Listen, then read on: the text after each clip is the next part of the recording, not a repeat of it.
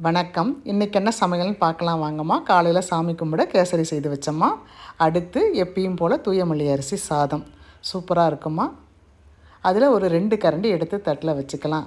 எல்லோரும் சொல்கிறீங்க சூப்பர் ஜோருன்னு நீங்களே சொல்கிறீங்களாம்மா. ஆனால் உண்மையிலே சூப்பராக இருக்கும், ஜோராக இருக்குமா.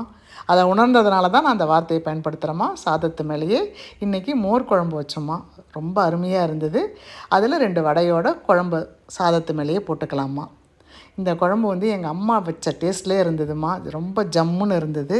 நான் சாதாரணமாக தயிர் மோர் சாப்பிட மாட்டேம்மா. ஆனால் மோர் குழம்பு சாப்பிடுவேன். அது அம்மா வச்சா தான் சாப்பிடுவேன். அதே சுவையில் இன்றைக்கி வந்ததும்மா.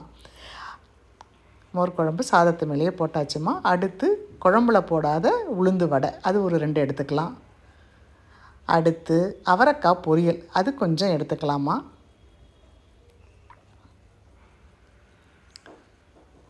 அடுத்து எப்பயும் போல் மிளகு ரசம். அடுத்து குழம்பு சாப்பிட்டுட்டு அடுத்து சாதம் போட்டு ரசம் போட்டுக்கலாமா. இதுதாம்மா இன்றைக்கு எங்கள் வீட்டு சமையல். பிடிச்சிருக்கவங்க லைக் பண்ணுங்கள், ஷேர் பண்ணுங்கள், கமெண்ட் பண்ணுங்கள். தேங்க்யூ.